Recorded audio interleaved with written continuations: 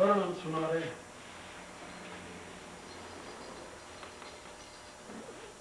कल मैंने बताया था कि भगवान के समक्ष जाकर हनुमान जी ने 3 प्रकार के प्रश्न किए। सर्वप्रथम, आप कौन हैं? आप वन में क्यों भ्रमण कर रहे हैं? और आप इस घोर घाम और तप्त वायु को क्यों सह रहे हैं? इन तीनों प्रश्नों के साथ अनुमान 3 प्रकार का। आप कहीं त्रिदेव में 2 तो नहीं हैं, आप नर नारायण तो नहीं हैं, आखिर में आप परब्रह्म परमात्मा जगदीश्वर उभय वेश में तो अवतरित हुए नहीं हैं। ये उनके प्रश्न थे। इन प्रश्नों के उत्तर में भगवान ने प्रथम जो 3 प्रश्न थे उन्हीं का उत्तर दिया। त्रिदेव में कोई है, नर नारायण है, वह जगदीश्वर है, इस विषय में प्रभु ने कुछ नहीं बताया। केवल पहले प्रश्न के उत्तर में उन्होंने कहा कौशलेश दशरथ के जाए। दूसरे प्रश्न के उत्तर में कहा हम पित वचन मानि बन आए। तीसरे प्रश्न के उत्तर में भगवान ने 2 बात कही, नाम राम लक्ष्मण दुई भाई, संग नारी सुकुमारी सुहाई, यहाँ हरि निश्चर वैदेही, खोजत विप्र भय हम थे। भगवान ने इन शब्दों में हनुमान जी को उत्तर दिया। इस उत्तर में भगवान ने आखिर में बताया, आपन चरित्र कहा हम गाय। ये मेरा चरित्र है जिसको मैंने गा करके तुम्हें सुनाया। कहो विप्र निज कथा बुझाई। हे विप्र, अब तुम भी अपनी कथा समझा कर मुझे बताओ। यही प्रश्न तुम्हारे साथ भी लागू होते हैं। तुम कौन हो? क्या नाम है? तुम यहां क्यों आए हो? हनुमान जी भगवान के प्रश्नानुसार अपनी कथा नहीं सुनाते। क्यों नहीं सुनाते? इसलिए कि अब उनको ये पता चल गया है कि ये तो प्रभु हैं।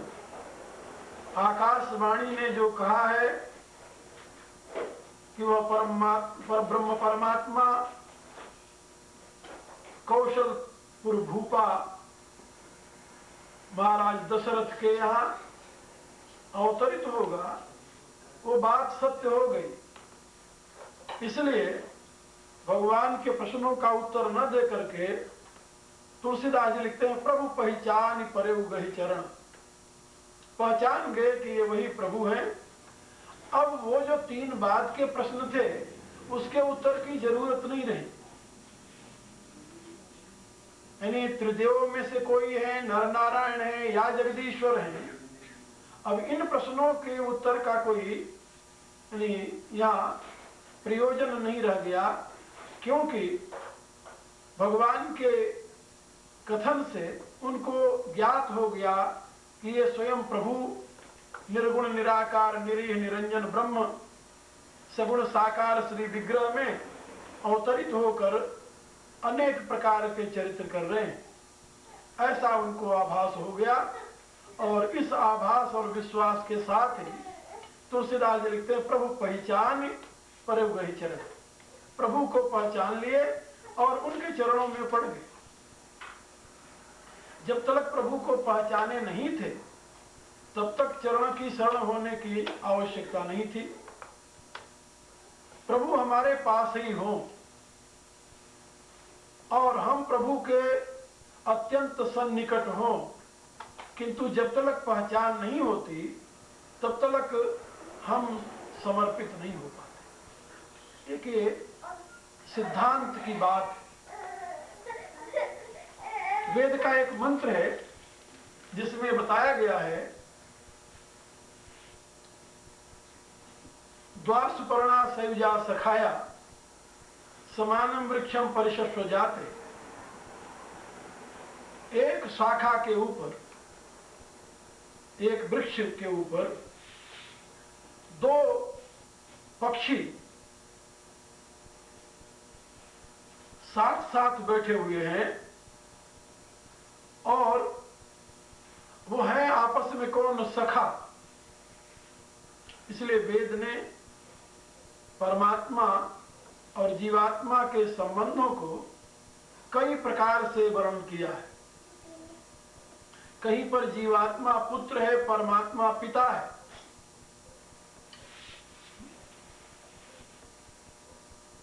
शृण्वन्ति सर्वे अमृतस्य पुत्रा। वेद कहता है कि जीव कौन है? कहा है अमृत के पुत्र है।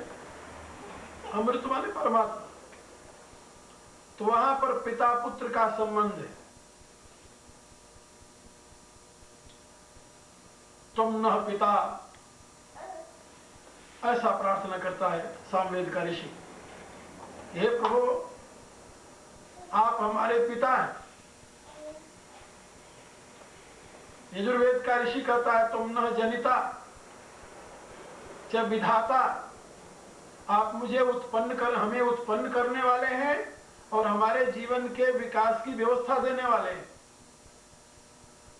तो वेद के इन मंत्रों में परमात्मा को पिता रूप में स्वीकार किया गया। जीव उनका पुत्र है, संतान है। और ऋग्वेद के इस मंत्र में जीव और ईश्वर दोनों मित्र है, सखा है। सयुजा सखाया, दोनों साथ साथ रहते हैं, दोनों मित्र हैं। इसी मंत्र का अनुवाद तुलसीदास ने किया है, ब्रह्म जीव युव सहज संघाती। ब्रह्म और जीव के समान ये सहज संघाती, सहज मित्र है। तो समाने वृक्षे परिशस्व जाते तयोरन्य पिप्पल स्वादुवत्ति अनशनन अन्यो अभिचाकसी। ऋग्वेद कहता है कि उन दोनों पक्षियों में एक पक्षी तो उस वृक्ष के फल को खा रहा है और दूसरा उसको केवल देख रहा है। एक दृष्टा है और दूसरा भोक्ता है। ईश्वर दृष्टा मात्र है, जीव भोक्ता है, उसके फल को खाता है। इसी मंत्र का अनुवाद तुलसीदास ने अपने रामायण के उत्तरकांड में किया। फल जुगल विधि कटु मधुर बेली अकेल जही आश्रित रहे, पल्लवत फूलत नवल नित संसार विटप नमा में। तो कहा दो प्रकार के फल होते हैं उसमें, उस वृक्ष में। फल जुगल विधि कटु मधुर, कड़वा फल और मीठा फल। और उस पक्षी को दोनों प्रकार के फल खाने पड़ते हैं। कड़वा फल माने दुख में भोग, मधुर फल माने सुख में भोग। तो सुख भी भोगता है, दुख भी भोगता है वो जो दूसरा पक्षी है। तो समाने वृक्षे पुरुषों में निमग्नो, दूसरे मंत्र में बताया, अनीशया सोचति मुह्यमाना तयोरन्य पिप्पल जुष्टम यदा पश्यति अन्नमीशम अस्य महिमानम इति बीत शोक। कहा कि वो दोनों पक्षी हैं साथ साथ उसी वृक्ष पर। एक उस वृक्ष के फल को खा रहा है, दूसरा नहीं खा रहा, केवल देख रहा है। अब समाने वृक्षे पुरुषों निमग्नो, वृक्ष वही है। अब उसी वृक्ष पर वो पुरुष जो है वो निमग्न है। निमग्न माने डूबा हुआ है, उसके भोग में रत है वो। और कभी मधुर फल मिल गया तो सुखी हो गया, कड़ुआ फल मिला तो दुखी हो गया। ये सुख दुख के प्रवाह में चल रहा है। लेकिन समाने वृक्षे पुरुषो निमग्नो अनीशया सोचत मुह्यमाना, अधिक मोहित होने के नाते, मुह्यमाना होने के नाते, अनीशया, अनीशया माने प्रभुत्व से च्युत होकर के वो सोचती, अनेक प्रकार का शोक करता है। दुखी होता, मुह्यमाना शोचति, या दो शब्द है। मोह के कारण ही वो सोचता है, और अनिशया, वो प्रभुत्व रहित है, दास है, गुलाम है, परतंत्र है, ईश नहीं है, वो स्वामी नहीं है। वो किसका गुलाम है? इंद्रियों का। जिस वृक्ष के ऊपर रहता है उस वृक्ष का। वृक्ष कौन है? यही मनुष्य शरीर या प्रकृति। लेकिन दुष्टम यदा पश्यति अन्यमीशम अस्य महिमानम इति भीत शोक, वेद कहता है, वाह कमाल की बात है। दुष्टम यदा पश्यति अन्यमीशम, जब वो अन्यम ईशम दुष्टम यदा पश्यति, अपने पास में रहने वाले ईश्वर को, जो पूज्य ईश्वर है, दुष्टम माने वंदनीय, पूजनीय, जब उसको देखता है वो, पश्यति इतवीत शोक, उतने से ही वो शोक मुक्त हो जाता है, फिर उसे शोक नहीं होता। क्यों शोक नहीं होता? तो यजुर्वेद के दूसरे मंत्र में बताया गया, तद अपश्यत तद अभूत तदासी, वो बगल वाले को देखा वही हो गया, तद अपश्यत तद अभूत, उसको देखा वही हो गया। क्यों? तदासी, वही था वो अलग नहीं था। फिर इसकी व्याख्या की वेदांत ने, छाया तपो ब्रह्म विदो वदंती, कहा वो दो पक्षी नहीं थे, एक पक्षी सही था, दूसरी उसकी छाया थी। छाया तपो ब्रह्म विदो वदंती, ये वेदांत में उसका समाधान किया गया कि एक पक्षी जो दुखी था, वो दूसरे पक्षी को देखते ही क्यों शोकरहित हो गया? उसके देखने से बोला, पश्यत यदा जुष्टम यदा पश्यति अन्यमीशम अस्य महिमानम, अन्यम ईशम अस्य महिमानम यदा पश्यति, जब उस ईश को और उसकी महिमा को उसने देखा तो इतवीत शोक, उसके सारे शोक समाप्त हो गए। क्यों ऐसा हुआ? कहा तद अपश्यत तद अभूत, उसको देखते वो वही हो गया, जो वो था वही हो गया। गीता के 14वें अध्याय में भगवान ने बताया, इदम ज्ञानम उपाश्रित्य मम सा धर्मागता, हे अर्जुन, जो मेरे इस ज्ञान का आश्रय लेगा वो मेरे धर्म को प्राप्त हो जाएगा। और यही भगवान ने चौथे अध्याय में भी कहा, जन्म कर्म च में दिव्य यो माम वेति तत्वतः त्यक्त्वा देहम पुनर्जन्म नैतमा में सोच, कहा मेरा जन्म और कर्म दिव्य, ऐसा जो जान जाता है उसका भी जन्म कर्म दिव्य हो जाता है, वो मुझे प्राप्त कर लेता है। तो भगवान को देखते, भगवान को जानते ही जीव भगवान को प्राप्त करके भगवान हो जाता है, वहां उसका अलग अस्तित्व रहता ही नहीं। तो वेद कहता है दुष्टम यदा पश्यति अन्यमीशम अस्य महिमानम इतवीत शोक, तो उसमें ब्रह्म और जीव को सखा शब्द से संबोधित किया है, ब्रह्म और जीव को पिता पुत्र का करके संबोधित किया है। अच्छा, गीता में एक जगह ब्रह्म और जीव को पति और पत्नी, क्या समझे? प्रिया और प्रियतम, जीव पत्नी है यानी प्रिया है, और परमात्मा उसका पति है। अपन बातचीत में नहीं करते, परमात्मा को पति ही कहते हैं। वेद में तो आया पति पति नाम परमम परस्ताद विदाम देवम भुवनेश मीडियम, वो पतियों का भी पति, पति पति नाम परमम परस्ताद। तो वहां पर जीव को प्रिया बताया गया है। जीव जो है, भगवान कहते गीता के 7वें अध्याय में, ये जीव जो है ये मेरी परा प्रकृति है, अपरेयम तत्वन्याम विद्धि प्रकृति में पराम जीव भूताम महाबाहो एदम धारिते, ये मेरी परा प्रकृति है। और इसीलिए जीव को श्री स्वरूपा कहते हैं। श्री स्वरूपा देवी भागवत में बताया गया कि ये जो जीव है ये श्री स्वरूपा है, और क्योंकि अंदर गुहा में निवास करता है इसलिए ये गुह्य स्थान में रहने के नाते इसको गोपी भी कहते हैं। और ये जीवन की इस चैतन्य धारा से इसकी अभिव्यक्ति होती है, इसलिए जो चैतन्य की मूल धारा है उस धारा को ही उलटने पर राधा बनता है। वो राधा तत्व है, राधा तत्व ही जीव है, वही परमात्मा की प्रेयसी है, परा प्रकृति है, वहां पर मधुर भाव है। इस भाव को कबीर ऐसे संतों ने अपने आप में अनुभव किया है। राम मेरे पिया मैं राम की बहुरिया, सुना होगा आप लोगों ने, कबीर गाते हैं, राम मेरे पिया मैं राम की बहुरिया। तो मेरे कहने का प्राय कि जीव और ईश्वर के कितने संबंध हो सकते हैं। जीव पिता है, ईश्वर पुत्र है, जीव मित्र है, ईश्वर मित्र है, जीव पति है, जीव प्रिया है, ईश्वर प्रियतम है। अनेकों प्रकार के भाव हैं जीव और ईश्वर के। जीव दास है, ईश्वर स्वामी है। अनेकों प्रकार के भाव हैं और इन सब भावों के साथ आखिर का भाव जो है वो अद्वैत है, जहां भेद के लिए गम नहीं है, जहां द्वैत के लिए गम नहीं है, वो आखिरी स्तर का भाव है। तो भगवान श्री राम को तत्वतः जानने के पश्चात हनुमान जी अब अपनी कथा क्या बताओ, किसको बताओ? तो जानते हैं प्रभु हैं हमारे, सर्वज्ञ हैं, सर्वत्र हैं, सर्वसमर्थ हैं, सब कुछ जानते हैं, इसलिए प्रभु का पूछना और उसका उत्तर देना ये तो दोनों असंगत वाली बात है। तो हनुमान जी प्रभु पहचानी पर हो गई चरना, प्रभु को पहचानते उनके चरणों में लुंठित हो गए। अब भगवान शंकर कह रहे हैं सो सुख मा जाई नहीं वरना, कहते पार्वती वो सुख वर्णन नहीं किया जाता। क्यों नहीं वर्णन किया जाता? तो चरणों में पड़े हैं हनुमान जी और वर्णन करने में असमर्थ है भगवान शंकर, इसका क्या अभिप्राय? इसका अभिप्राय यह है कि भगवान शंकर भी तो, शंकर ही तो हनुमान के रूप में है, क्या समझे? भगवान शंकर ही हनुमान के रूप में है। तो जब हनुमान जी प्रभु के चरणों में लुंठित हो जाते हैं तो भगवान शंकर ध्यानस्थ हो जाते हैं।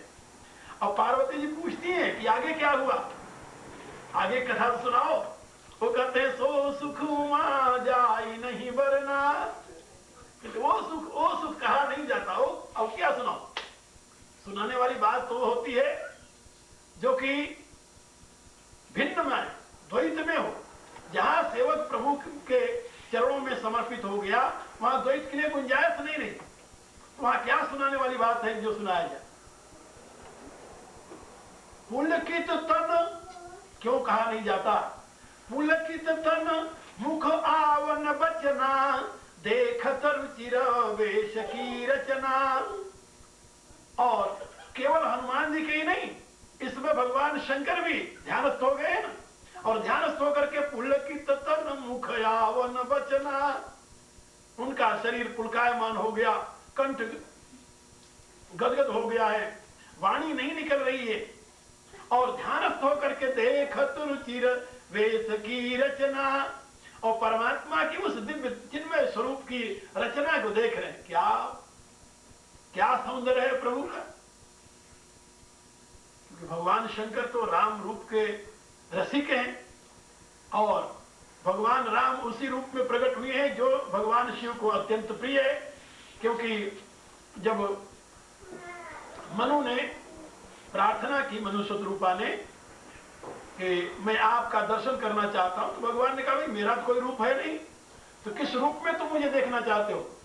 तो वहां पर भगवान मनु ने प्रार्थना की, जो स्वरूप बस शिव मन माही, यही कारण मुनि जतन कराही, जो भुसुंडी मन मानस हंसा, सगुण अगुण जही निगम प्रशंसा, देखई हम स्वरूप भरि लोचन, कृपा करऊ प्रणतारति मोचन। तो जो स्वरूप बस शिव मन मान, जो शंकर के मन में निवास करता है, शिव मन मान सरोवर का जो राजहंस है, उसी दिव्य स्वरूप को हम देखना चाहते हैं। तो इस प्रार्थना पर भगवान प्रकट हुए। नील सरोरुह नीलमण, नील नीरधर श्याम, लाजहि तन शोभा निरख कोटि कोटि सतकाम। और जिस रूप में भगवान प्रकट हुए थे वही रूप यहां भी है। जिस रूप में मनु शत्रुपा के सामने प्रकट हुए थे वही रूप धारण करके पुनः राम का अवतार हुआ। अब उस दिव्य स्वरूप को देख रहे हैं और निमग्न है उसमें। देखत रुचिर वेश की रचना, यहाँ रुचिर वेश की रचना में दोनों भाव है। एक तो निराकार से प्रभु साकार कैसे हुए, इस वेश की रचना देख रहे हैं, और दूसरा जो भगवान ने वनवासी वेश बना रखा है, वनवासी वेश बना रखा है, जटा मुकुट सिर, जो जटाओं का मुकुट बना हुआ है और बलकल वसन धारण किए हुए हैं, नंगे पांव हैं। क्या सुंदर दिव्य स्वरूप है प्रभु का। उस दिव्य स्वरूप को देख रहे हैं। देखत रुचिर वेश की रचना, उसकी रचना, उसकी निर्मिति देख रहे हैं कि वो रचना विधाता की नहीं है, वो रचना प्रभु की है, यानी प्रभु का वह संकल्पमय स्वरूप है, सृष्ट स्वरूप नहीं है, यानी विधाता का बनाया हुआ स्वरूप नहीं है। इसी बात को वनवासी लोग जब प्रभु को देखते हैं तो आपस में वार्तालाप करते हुए कहते हैं, देखो खोजी भुवन दस चारी, कहाँ यस पुरुष कहाँ यसी नारी। अरे चारों भुवनों में 14 भुवनों में देख कर खोज करके तुम देख लो, ऐसी स्त्री और ऐसा पुरुष तुम्हें कहां मिलेगा। एक ने कहा कि इतने सुंदर स्वरूप को, इतने सुंदर सुकुमार को विधाता ने वन क्यों भेज दिया। कहा विधाता लज्जा के मारे वन में भेजा होगा। कल्पना देखी, इन्हीं देखी विधि मन अनुरागा, पटतर जोग बनावई लागा, कीन बहुत श्रम एक न पाए, तही ईर्षा बन आनी दुराए। कहा इनको देख करके विधाता का मन मोहित हो गया। तो विधाता ने सोचा कि ऐसे में और भी बनाऊं एक दो। तो विधाता ने अपनी पूरी शक्ति लगा करके जब इनके समान सौंदर्य की मूर्ति नहीं बना सका, तो ईर्षा से इनको शहर से निकालकर, नगर से निकालकर जंगल में छिपा दिया। जंगल में जाओ तुम, जहां कोई देखने वाला ना हो। कल्पना है भक्त, लेकिन भगवान के उस दिव्य मनोहर श्री विग्रह को देख करके केवल मनुष्य ही नहीं बल्कि पशु पक्षी भी भूल जाते हैं अपने आप को। वाल्मीकि जी लिखते हैं कि भगवान राम जिस रास्ते से जाते हैं, मृगा जो घास चरता होता है वो ऐसे मुंह करके देखने लगता है, घास उसकी मुंह में ही रह जाती है, फिर मुंह नहीं हिला पाता वो भगवान के सौंदर्य को देखकर। और तुलसीदास जी भी यही कहते हैं कि भगवान का वह दिव्य विग्रह को देख करके जो भी देखता है वही उनके बस में हो जाता है। और यहां तक कि सुपर्णखा राक्षसी जो खाने आई थी भगवान को, लेकिन वो खाने की जगह उनके स्वरूप को देख करके विमोहित हो गई। देख विकल भई जुकल कुमार, और उसके हृदय में आ कि नहीं ये मारने योग्य नहीं है, ये तो प्यार करने योग्य है। और तुरंत वो प्यार करने के लिए तैयार हो गई। और सुपर्णखा तो स्त्री थी। स्त्री यदि सुंदर पुरुष को देख करके अनुरक्त हो जाए तो कोई इसमें आश्चर्य की बात नहीं। लेकिन सुपर्णखा की हेल्प करने के लिए, मदद करने के लिए खरदूषण त्रिषणा आदि 14,000 सेना लेकर के आ गए। लेकिन जब प्रभु के दिव्य विग्रह को देखा तो तुलसीदास लिखते हैं,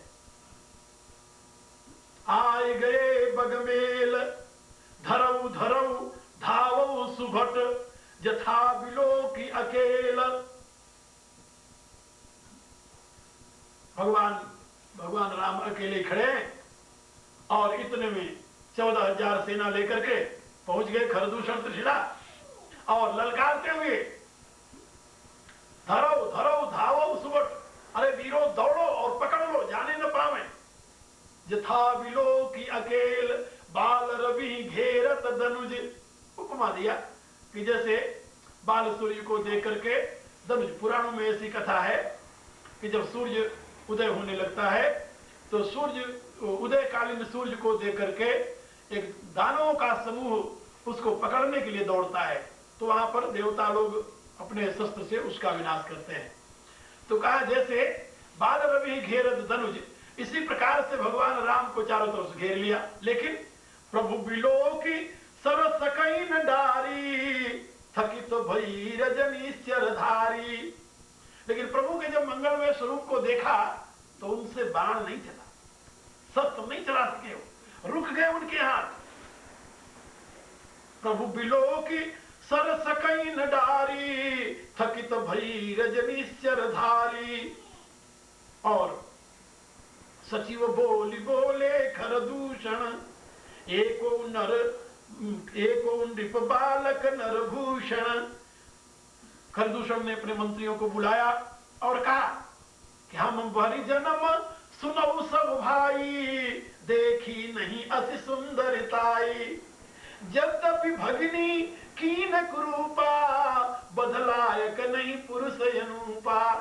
यद्यपि इन्होंने मेरी बहन का नाक कान काटा है, लेकिन फिर भी ये अनुपम पुरुष है, इनको मारना नहीं चाहिए। बदलायक नहीं पुरुष अनुपम पुरुष हैं, इनके ऐसा पुरुष दुनिया में है नहीं दुनिया में।